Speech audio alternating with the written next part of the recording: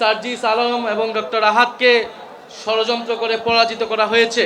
আমাদের দাবি এবং আমরা অবশ্যই সেটা আদায় করে ছাড়ব, সেটা হচ্ছে সংস্কারের দাবি, সংবিধান সংস্কার পরিষদের দাবি, উচ্চকক্ষের দাবি এবং নতুন বাংলাদেশের দাবি। সংস্কার সকলের জন্যই প্রযোজ্য। আপনারা সবাই হ্যাঁ ভোটের পক্ষে ভোট দিয়েছেন না। আন্তর্জাতিকভাবে যুদ্ধ শুরু হয়েছে। এই সময় দেশে যদি ঐক্য না থাকে দেশকে এগিয়ে নিয়ে যাওয়া সম্ভব নয়। সরকার একা দেশ পরিচালনা করতে পারবে না। আমরা স্মরণ করছি রংপুরের সন্তান আবু সাঈদকে।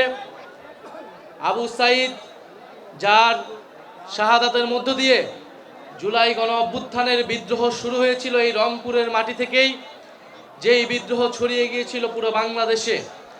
রংপুর সেই সাহসী সন্তানদের অঞ্চল। এই রংপুর অঞ্চলে এবারের নির্বাচনে আমাদের 4 জন প্রার্থী ছিল শাপলাকলির, আপনারা জানেন, পুরো রংপুর বিভাগে। সেখান থেকে আপনাদের রংপুরের সন্তান আমাদের জাতীয় নাগরিক পার্টির সংগ্রামী সেক্রেটারি আক্তার হোসেনকে আপনারা বিজয়ী করেছেন। কুড়িগ্রাম থেকে আতিক মুজাহিদকে আপনারা বিজয়ী করেছেন এবং সার্জিস আলম এবং ডক্টর আহাদকে ষড়যন্ত্র করে পরাজিত করা হয়েছে। আগামীর অগ্রগতির ভিত্তি আনোয়ার ইস্পাত, স্ট্রংগেস্ট স্টিল সিন্স 1978। কিন্তু এত ষড়যন্ত্র কারচুপির মধ্যেও এই রংপুর অঞ্চলে 11 দল বিজয় অর্জন করেছে। শাপলাকলি মানুষের অন্তরে গেঁথে গিয়েছে।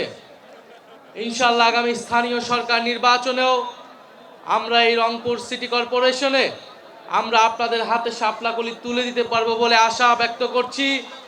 এই রংপুর সিটি কর্পোরেশনে শাপলাকলি ইলেকশন করবে, বিজয় লাভ করবে এবং স্থানীয় সরকারের জন্য নির্বাচনের জন্য আপনাদের জন্য চমক অপেক্ষা করবে। আমরা সময় মতো সেটা আপনাদের কাছে উপস্থাপন করব।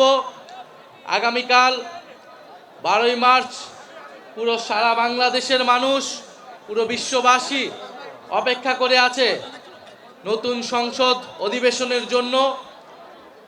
হাজারো মানুষের রক্তের উপর দিয়ে জুলাই গণ অভ্যুত্থানের মধ্য দিয়ে এই নির্বাচন, গণভোট এবং এই নতুন সরকার এবং নতুন সংসদ গঠিত হয়েছে। ফলে আমাদের প্রত্যাশা থাকবে, শুধু প্রত্যাশা নয়, আমাদের দাবি এবং আমরা অবশ্যই সেটা আদায় করে ছাড়ব, সেটা হচ্ছে সংস্কারের দাবি, সংবিধান সংস্কার পরিষদের দাবি, উচ্চকক্ষের দাবি এবং নতুন বাংলাদেশের দাবি। আগামী দিন থেকে শুরু হবে সেই সংবিধান সংস্কার পরিষদের যাত্রা। আমরা আশা করছি সরকার দল শপথ নিতে সম্মত হবে এবং যে পুরনো রাষ্ট্রপতি, সেই রাষ্ট্রপতিকে সরিয়ে নতুন রাষ্ট্রপতি নির্বাচনের আয়োজন শুরু করা হবে, উদ্যোগ গ্রহণ করা হবে। যদি এর কোনো ব্যত্যয় ঘটে, আপনারা সবই দেখছেন, সবই বুঝেন, সবই জানেন, কারা এর জন্য দায়ী, কারা বাধাগ্রস্ত বাধা তৈরি করবে, আপনারা সেগুলো দেখবেন। আপনাদের প্রতি আহ্বান থাকবে, আপনারা যার যার জায়গা থেকে সোচ্চার হবেন। এটা কোনো দল বা মতের বিষয় নয়, সংস্কার সকলের জন্যই প্রযোজ্য। আপনারা সবাই হ্যাঁ ভোটের পক্ষে ভোট দিয়েছেন না। আমরা এবারে গণভোটে কিসের পক্ষে ভোট দিয়েছি? আমরা হ্যাঁর পক্ষে ভোট দিয়েছি, দল মত নির্বিশেষে। ফলে সেই হ্যাঁকে কার্যকর করা এই সংসদের অন্যতম দায়িত্ব। সেই দায়িত্ব পালনের জন্য আমরা যাচ্ছি। দেশকে দুর্নীতিমুক্ত করার জন্য, ঋণ খেলাপি মুক্ত করার জন্য, চাঁদাবাজ এবং সন্ত্রাসকে মুক্ত করার জন্য আমরা সংসদে যাচ্ছি। সারা বাংলাদেশে আবার অর্থনৈতিক মন্দা শুরু হতে পারে।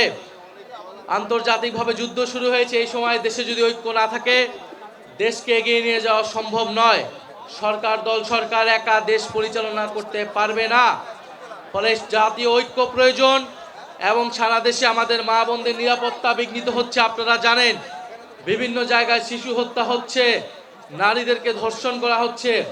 আমরা উপযুক্ত বিচার চাই। বিচারহীনতার সংস্কৃতি থেকেই বাংলাদেশে ফ্যাসিবাদ এবং স্বৈরতন্ত্রের উদ্ভব ঘটেছিল।